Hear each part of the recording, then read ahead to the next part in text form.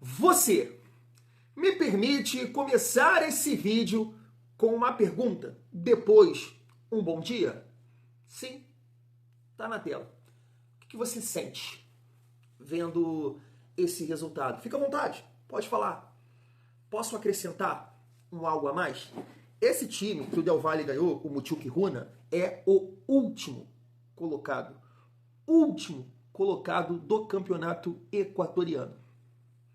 Mudou alguma coisa ou você está sentindo a mesma coisa? Eu não sei porquê, isso aqui me irritou demais.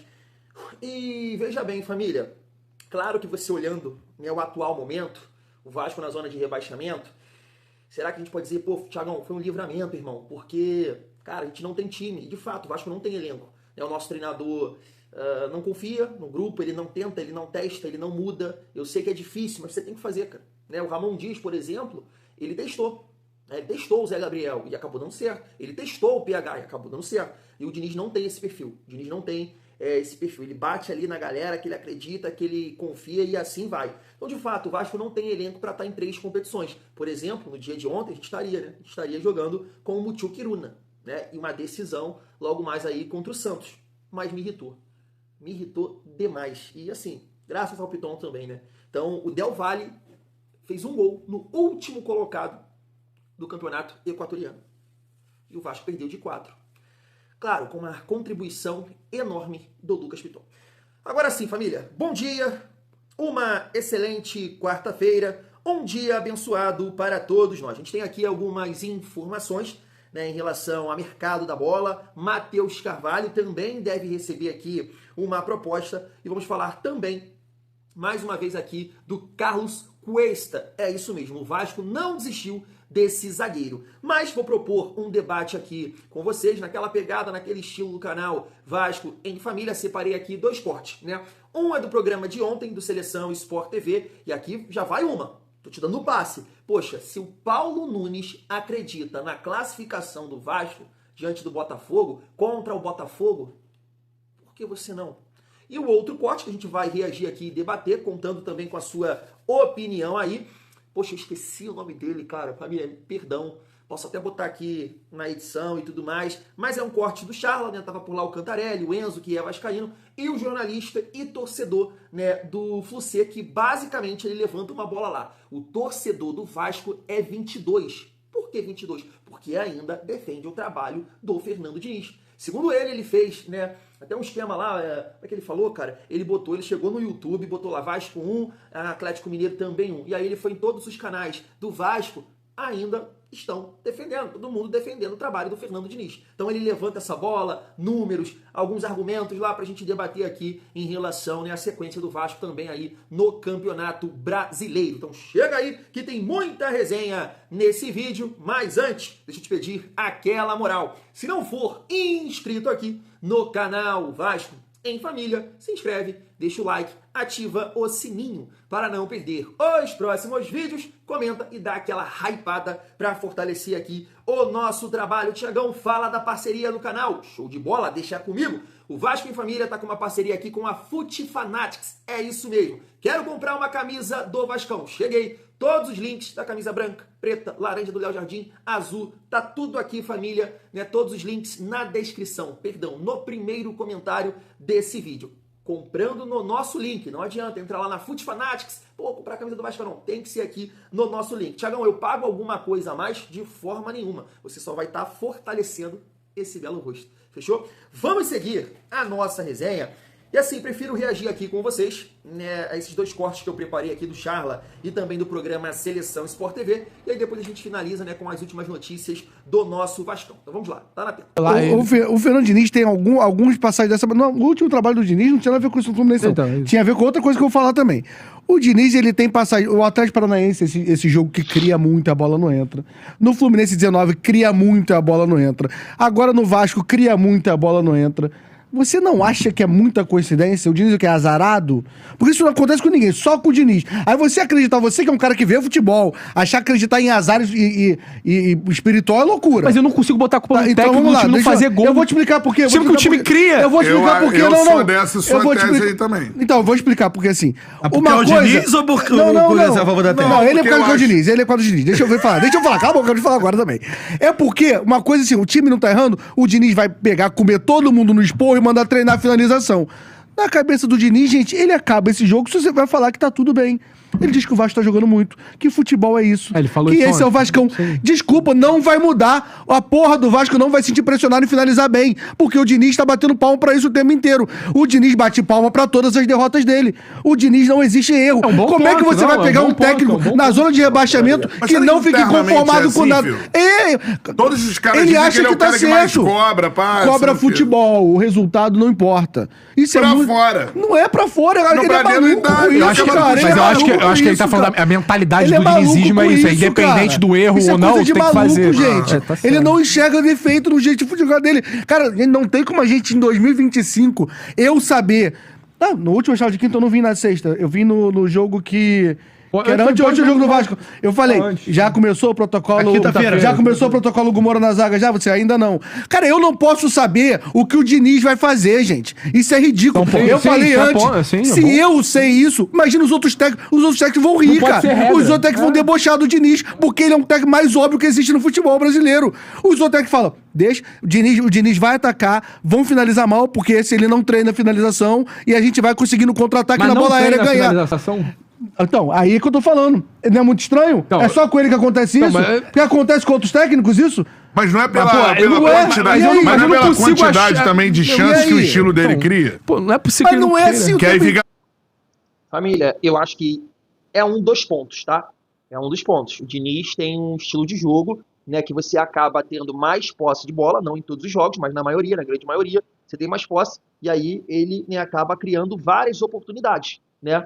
E infelizmente o Vasco não está conseguindo concluir várias delas em gols, mas de fato, ele já passou por isso em outros trabalhos. Cara, o outro ponto que eu ia destacar ali, que ele fala, que eu acabei esquecendo, lembrei. Essa questão do Diniz, né, não focar no resultado, e sim no futebol, né, porque uma hora o resultado vai aparecer. Eu lembro, eu já vi realmente o Diniz dando esse tipo de entrevista. Cara, acho que no Fluminense mesmo, né, ele falando que para ele o resultado não importa, uma coisa assim surreal. Mas eu não acredito nisso, que ele sabe que não dá. O Vasco está num momento que precisa mais de resultados do que bola, né? Então a gente espera que ele possa estar tentando corrigir aí os erros do Vasco, principalmente nessa semana, né, que vai ter mais tempo para trabalhar e visar essa decisão contra o Santos. É muito evidente que os caras Mas, Por exemplo, o gol. Cruzeiro ontem cara. perdeu muito. Perdeu, né? O Brasão garrou. Mas vamos lá. Ontem o Cruzeiro perdeu muito gol no primeiro tempo. É por isso que Gente, o Cruzeiro não treina a finalização. 33% de aproveitamento, gente. Não tem como passar a mão na cabeça num caso desse. É Então, mas loucura. sabe- E ontem, assim, o Vasco jogou muito ontem. O Gabriel Teixeira perde um gol sem goleiro, pô. Mas o mas Coutinho isso também acontece, perdeu. Mas é isso, mas aí o Mas torcedor do qualquer Vasco, jogo, mas o cara, torcedor do Vasco só tá enxergando Mas o gol isso que perde lá. acontece. Não enxerga O Neymar gol que perde perdeu aqui, gol pô. ontem. Contra Não, mas o cara do eu tô Mirassol falando. perdeu um gol contra o Flamengo também. Cara, que eu não, esqueci, eu acho não que- estou brincando. Não, a gente enxerga assim. O Galo perdeu esse gol debaixo, realmente debaixo ali do gol, né? Mas o Vasco perdeu mais chances, pô. Teve a do PH, de cabeça. Poxa, o Ryan perdeu duas com condição de acertar o gol de cabeça. O Coutinho perdeu uma de cara. Pô, então é isso que a gente tá comentando. Se você trava o Nico. Se o Nico você lá. parar pra assistir, pode escolher aqui, ó, aleatório. Não, mas vai ter Você gol perdido em bota qualquer lugar. Vasco e Santos pós-jogo. Vasco e Santos. Vasco e Atlético Mineiro pós-jogo. Escolhe, deixa o seu algoritmo trabalhar no YouTube. Pega os 5 melhores. Você ouve, e se tiver editado sem resultado, o Vasco goleou, pô. É constrangedor, tá todo mundo muito satisfeito com o futebol apresentado do Vasco. Não tá. Não tem como tá. Não tá. Vai assim, então faz esse trabalho pra mim, por favor. Escolhe 5, deixa o seu algoritmo trabalhar. E você vai ver. Aí eu acho que você tá se Tem, fudendo. ó, tem loucura. alguns números aqui do Diniz. É loucura, pô. Até o tweet aqui do Pedrosa. 16 jogos com o Diniz. O Vasco só não sofreu gol em 3. Fortaleza, CSA e Melgar.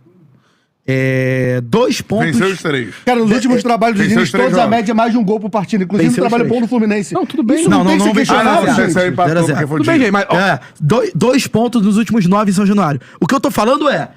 O Diniz vai conseguir extrair mais Alguém vai Mas conseguir. alguém vai. então, tá batendo é papo outro, já. eu acho que é Vai, vai. pertinente Não consegue não tomar gol. eu Cara, acho você tá que brigando é com esse cara, quando você tá brigando pelo rebaixamento, tem que não tomar gol, gente. Mas o Carille não é esse cara no Vitória? O E não conseguiu esse cara no Vasco. Vem comigo aqui. A média do Diniz nos últimos trabalhos, inclusive no Fluminense 23, é tomar mais de um gol por jogo. É média do Diniz. Como é que você pega um time como o Vasco e volta um cara que tem a média de um gol por jogo? Ou seja, o Vasco pra ganhar tem que fazer 2 gols por partida. Com ataque- Como é que você vai com fazer? ataque pior. Conta pra mim. Vamos lá. Aí o Mano Menezes não resolveu a zaga do Grêmio? Tô ganhando de 1 a 0. ano passado? Não, mas Vamos não lá. resolveu Ah, não, o Grêmio. olha. Ô, família, deixa eu entrar aqui nessa bola aí, que o Will, eu acho que é o Will, o Phil, né, que eles falam. Assim, família, realmente o Vasco tá tomando muitos gols, né, e o Pedrosa ali, né, acabou também falando dos números do Diniz à frente do Vasco, mas você, melhor do que ninguém, pra onde eu olho aqui, tá, aqui, ó, você, melhor do que ninguém, sabe que é uma dificuldade que o Vasco tem há anos, né. Vou colocar aqui na tela para vocês, por exemplo, né, que o Vasco, em 2023, tomou 51 gols. É isso. Chama a atenção aqui que, beleza, a galera que caiu para a segunda divisão, todo mundo ali com uma defesa pior, né? O Goiás com 2 a mais só, mais Coritiba 73. Que isso, né, cara? América 81 gols sofridos e Santos 64. Agora vamos pular para 2024. Olha só, o Vasco na 10ª colocação sofreu 56 gols. Eu chamo a atenção que o Atlético Paranaense, que caiu na 17ª, tomou 46. O último colocado tomou 49. Então é um problema que o Vasco vive de defesa, que é uma questão que eu posso falar que é histórica. Né? O Vasco sempre está convivendo entre as piores defesas do Brasileirão, na maioria das edições. Então, assim, claro que eu não estou falando isso e querendo passar pano para o Fernando Diniz. O que eu estou querendo pontuar, e já pegando o outro ponto que ele levantou, ele fala, pô, o Vascaíno 22, pô, tá defendendo o Diniz, a coisa não tá fluindo, não tá ganhando, não sei se ele falou ou vai falar, 33% de aproveitamento. Aí, família, é uma questão, assim, vou falar por mim, tá? Não posso falar por todo mundo. É uma questão de realmente avaliar, analisar o histórico do Vasco. Estou pontuando aqui um histórico, né, que é a questão defensiva, de defesas. Ano após ano, o Vasco sempre está entre as piores, mesmo com um treinador ofensivo, defensivo, o cara equilibrado, o Vasco sempre toma muitos gols. Então não é um caso específico do Fernando Diniz. Mas diferente dessas situações, né, alguns momentos sim, com o Ramon Dias o Vasco chegou a jogar, já teve boas atuações, com o Paiva também teve, lembro uma do Ramon com o Coritiba, que a gente amassou dentro de casa, botou na roda, Paiva contra o São Paulo, uma ou outra partida também desses treinadores, mas com o Fernando Diniz, cara, o Vasco joga bola. O Vasco joga bola. E tem muito torcedor que acaba, poxa, vamos salvar porque eu nunca vi o Vasco jogando dessa forma. Cara, os resultados vão acontecer porque o Vasco tá criando, nunca criou desse jeito, nunca teve essa personalidade. Daquele lance lá, né, que o Ryan perde o gol de cabeça, o Vasco botou, saiu jogando, foi pressionado, bola de pé em pé e chegou, construiu, chegou no gol adversário. Há quanto tempo a gente não vê isso? Então eu acho que vários vascaínos, né, porque ele tá falando aí, pô, tá todo mundo... Estão tentando ter esse olhar. Agora, que tá maravilhoso, que tá bom, não tá. Até porque os resultados, né, que o Vasco está conquistando, o Vasco está na zona de rebaixamento. Agora, o torcedor do Vasco também, alguns, né, olham para o mercado, poxa, falam assim, caramba, a gente teve aqui um treinador defensivo que não conseguiu, a gente tem um cara de posse de bola ofensivo, não conseguiu, quem vai conseguir? Mano Menezes, e aí a gente entra num debate aqui, né, que o Enzo vai tocar. O Mano Menezes é um treinador defensivo, e lá no Grêmio, o Grêmio tomou 23 gols, o Vasco 24. Olha a defesa do Grêmio, que tá com 20 pontos, o Vasco tem 16. Vamos lá, tomou 4 gols do Cruzeiro, tomou gol do Alianza Lima, tomou gol do Sport, Média de um gol tomou por gol jogo. do meu trabalho tomou com gol do Vasco, ele chegou e tomou acertou gol a zaga. de um monte de Ganhou um monte de perdeu gol a o zero. Mas no Fluminense, Grêmio não tá assim. perdeu o Palmeiras. Irmão, é o técnico. Então, gente, mas o meu ponto é, o eu Diniz, a entendo, gente sabe o que vai fazer, é média, eu pô. entendo o trabalho do Pedrosa, ele também é crítico do Diniz, ele, Não, inclusive eu acho que ele é a favor da demissão do Diniz. Eu nem li o tweet todo. Não, eu li só os tô falando, tipo assim, pegar número por fora, assim, e analisar com a carreira do Fernando Diniz, também é oportunismo. Eu acho isso, porque quando você for ver o Grêmio, vê os números do Grêmio. O Grêmio toma gol com o Mano Menezes. Todo jogo. O Vitória Vitória brigando pra ser campeão, ele também tomava gol. O Vitória toma gol todo jogo. O Santos toma gol todo jogo também, inclusive pro Juventude em casa, no Morumbi. O Grêmio domana a estatística. Então, gente, hoje eu vi isso. Acho que são 23 jogos. Os últimos 23 jogos ele tomou gol em 22. Exatamente. Carioca que vai pintar, né? Show de bola, família. Para finalizar em relação a esse assunto, só vou trazer aqui mais um ponto, né? que é o seguinte, e até já peguei esse corte aqui pra gente debater aqui no canal. A minha única crítica, eu tenho várias críticas em relação ao Diniz. Esse olhar para a parte defensiva, em alguns momentos modificar, dar sangue para esse time, né, a insistência em alguns jogadores, e aqui eu vou incluir o Verratti. Foi até o Enzo que levantou essa bola, porque tem muita gente que utiliza o argumento que o Diniz não mexe, né, no Verratti, e aqui cito o Verratti porque, família, o cara joga todo o tempo, o cara não sai, e isso me assusta um pouco, sabe? E aí muita gente fala, mas não tem centroavante em reserva, e aí é o ponto. O bom de acompanhar programas é isso, né? Que aí você tem alguns exemplos. O Enzo citou. No ano passado, o Diniz continuava ali. Mesmo com o Cano em má fase, tá ali. Tá o Cano, tá jogando, tá lá. O Mano chega, né, busca um time mais leve, mais móvel, e coloca quem? Cauã Elias, que foi fundamental na permanência do Fluminense. Vou te citar de novo aqui o Fluminense, porque ontem eu estava vendo, né? Não acompanhei, vi o resultado aqui agora. O Fluminense, infelizmente, conseguiu ganhar fora de casa do América de Cali. E aí, né, recentemente o GE fez uma montagem, né, colocando os artilheiros, né, do Brasil nesse momento. E o Verratti tem 22 gols em 40 partidas. Sabe o segundo? Você sabe o segundo? É o Cano, com 18 em 33 partidas. 7 jogos a menos que o Verratti, ou seja, 4 gols de diferença. Sabe o que o Cano estava fazendo ontem no jogo? Ele entrou no decorrer da partida, estava no banco. Ele iniciou no banco. Ah, mas você vai me falar que é caso de opção, o Diniz não tem opção, tem um centroavante Verratti, um centroavante em reserva? Ué, lá no Fluminense ele tinha um moleque da base. Ele usou? Não. Então esse argumento não cabe. Esse argumento não cabe. O que cabe, o família vascaína, porque o Renato Gaúcho faz isso lá no Fluminense. Ele barra o artilheiro do ano no time com 18 gols para botar o Everaldo. Tava vendo os lances, perdeu o gol lá, de cara. Everaldo, não é nenhum acima da média, um extra classe, ou que fique ali, né, com o mesmo número de gols do Cano. Porque o Everaldo estava jogando ontem, iniciou a partida. Sabe por quê? É claro, é o equilíbrio, é o jogo sem bola, é o cara que entrega mais dinâmica, que vai pressionar, que vai preencher espaço, é o jogo sem bola. O Diniz não tem esse olhar. O jogo dele é muito baseado em posse de bola. Quando fica sem a bola, o time é sim desorganizado. O Vasco não consegue, né, marcar bem. E aí, por algumas insistências do Diniz, que não dá mais mobilidade para esse time, que insiste em jogadores pesados, principalmente no decorrer do segundo tempo. Essa é a minha visão, eu sabia de vocês. Agora vamos mudar de assunto e focar aqui na Copa do Brasil, trazendo esse corte do Seleção Sport TV. Acho que a diferença é tão grande, sinceramente, com todo o respeito ao time do Vasco. Eu acho que a diferença, a qualidade do Botafogo é tão maior que a do Vasco. Será que essa rivalidade consegue diminuir? O que eu acho que hoje é claro, por exemplo, aqui eu não vejo tanta diferença assim. Acho o Cruzeiro melhor que o Galo. Mas não é um absurdo, tecnicamente, o Galo superar o Cruzeiro. Aqui eu já vou ficar muito surpreso se o Vasco conseguir, tecnicamente, superar o Botafogo nesse momento da história de ambos. Quando você joga em casa o primeiro jogo e pega a São Januário junto com você e o time do Vasco, nas mãos do Diniz, deu uma melhorada. Pode não estar vindo resultado, mas melhorou, o time joga melhor. Então, assim, você tem um clássico no enfrentamento. Concorda comigo? Eu vejo muito pouco a vantagem. Muito pouco a vantagem. Esse jogo aí eu vejo menos do que... Então, em porcentagem, como é que tá o favoritismo aqui pra você? 52-48. Botafogo. Botafogo. Pra você, Eric? 55-45 pro Botafogo. Isso também. Eu colocaria, pra mim, um pouco maior. Pra mim seria maior. Esse ano... O Botafogo está envolvido na Libertadores, e isso é um peso importante. Nas 2 próximas semanas, o Botafogo vai jogar contra a LDU aqui, o primeiro jogo, e o segundo em Quito. A gente não sabe quais são as consequências dessa classificação de uma eliminação em Libertadores. Né? Agora tem muito mais elenco, peso, né? Também. Tem mais elenco, mas, como disse o Paulo, tem oscilado também. O Botafogo tem feito jogos muito bons e tem feito jogos não tão bons, como foi contra o Cruzeiro, por exemplo. Outro dia perdeu em casa pro Cruzeiro. É que assim, o Vasco eu acho que tem um elenco curto, de poucas opções, e ele tentou priorizar a Sul-Americana.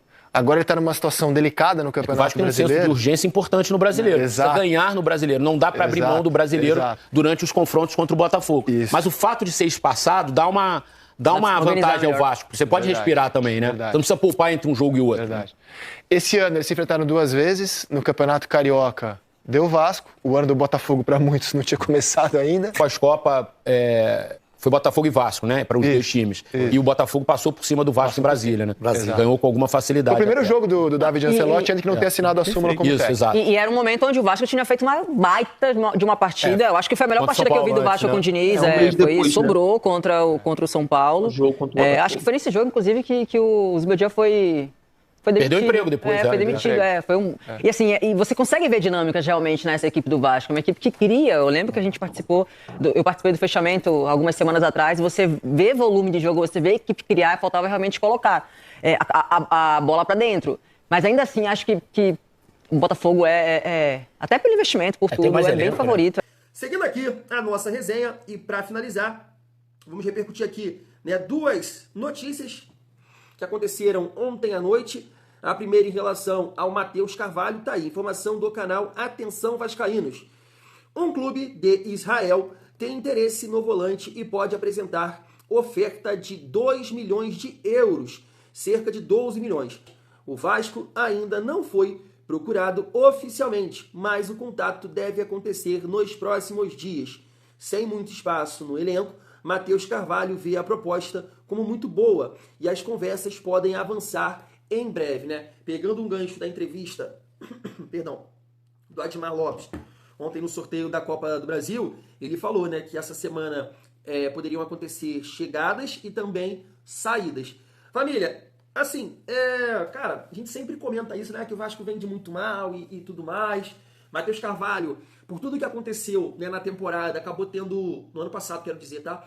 Acabou tendo uma sequência, foi titular, né, da equipe, porque o Jair machucou, né, o Paulinho também, o Esforza pela dificuldade física perdeu espaço, então a cabeça de área do Vasco foi Hugo Moura e Matheus Carvalho. Me parece, em outro lugar que eu estava vendo, que o Vasco pagou 2 milhões, né, por 90% do passe do Matheus Carvalho, me corrijam aí, perdão, se eu tiver errado, então o Vasco teria aí um retorno, né, sei lá, de 10 milhões de reais. No mundo do futebol, isso não é muita coisa, mas no atual momento do Vasco, acho que pode ajudar, né, bastante, já que, né, segundo o Pedrinho, é um leão por mês, né, para honrar com todos os compromissos aí.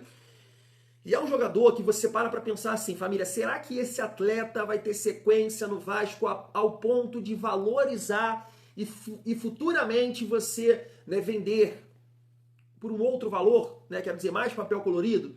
Eu sinceramente não sei, tá? Eu gosto do Matheus Carvalho. Quando iniciou o ano,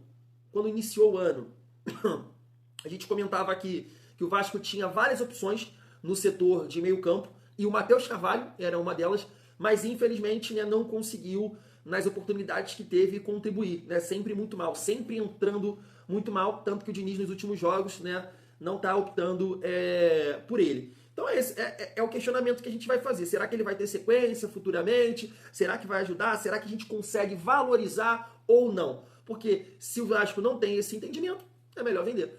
E pelo que parece, é um bom salário para o Matheus Carvalho. De repente ele também, né, quer viver essa experiência de jogar fora.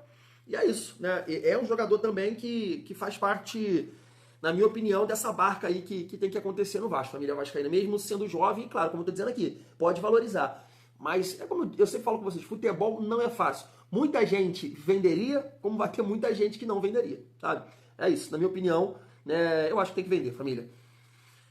E aí cabe um acordo, pedir um pouco mais, mas, né, vida que segue. E aí, para finalizar, tá aqui, ó, Vasco ainda segue tentando contratação de Cuesta. Informação do canal Na Torcida Vascaínos, a ideia é aumentar a proposta em relação a esse zagueiro.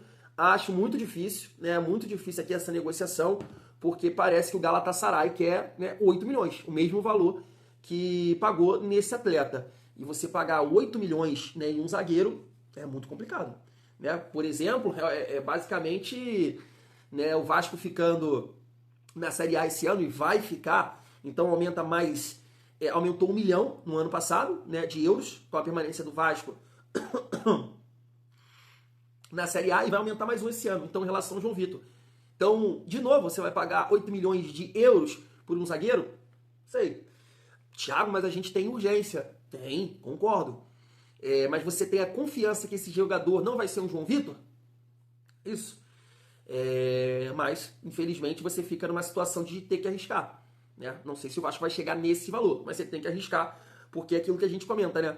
É melhor assumir o risco, tentar e torcer para dar certo do que cair para a segunda divisão. Não é isso? Fui, família. Tamo junto. Até daqui a pouco.